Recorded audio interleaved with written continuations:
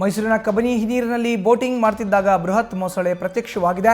H D. ಕೋಟೆಯ ಕಬಿನಿ ಡ್ಯಾಂನ ಹಿನ್ನೀರಿನಲ್ಲಿ ಪ್ರವಾಸಿಗರು safari ಮಾಡ್ತಾ ಇದ್ದಾಗ ಮೊಸಳೆ ಪ್ರತ್ಯಕ್ಷವಾಗಿದೆ. ಭಾರೀ ಗಾತ್ರದ ಮೊಸಳೆ ಕಂಡು ಪ್ರವಾಸಿಗರು ದಂಗಾಗಿದ್ದು, ಪ್ರದೀಪ್ ಎಂಬುವರ ಕ್ಯಾಮೆರಾದಲ್ಲಿ ಮೊಸಳೆ ದೃಶ್ಯವನ್ನು ಸೆರೆ ಹಿಡಿಯಲಾಗಿದೆ.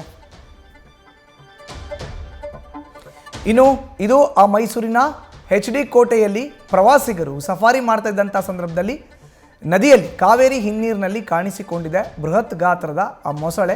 ಪ್ರವಾಸಿಗರು ಸಫಾರಿಯನ್ನು ಮಾಡ್ತಾಯಿದ್ರು, ದೋಣಿ ವಿಹಾರವನ್ನು ಮಾಡ್ತಾಯಿದ್ರು. ಈ ಸಂದರ್ಭದಲ್ಲಿ ಆ ಮೊಸಳೆ ಕಾಣಿಸ್ಕೊಂಡಿದೆ. ನೋಡಿ ಎಷ್ಟು ದೊಡ್ಡ ಗಾತ್ರದ ಮೊಸಳೆ. ಪ್ರವಾಸಿಗರು ಮೈಸೂರಿನ ಹಿನ್ನೀರಿನಲ್ಲಿ ಬೋಟಿಂಗ್ ಮಾಡ್ತಾ ಇದ್ದಂಥ ವೇಳೆ ಪ್ರತ್ಯಕ್ಷ ಆಗಿರುವಂಥದ್ದು.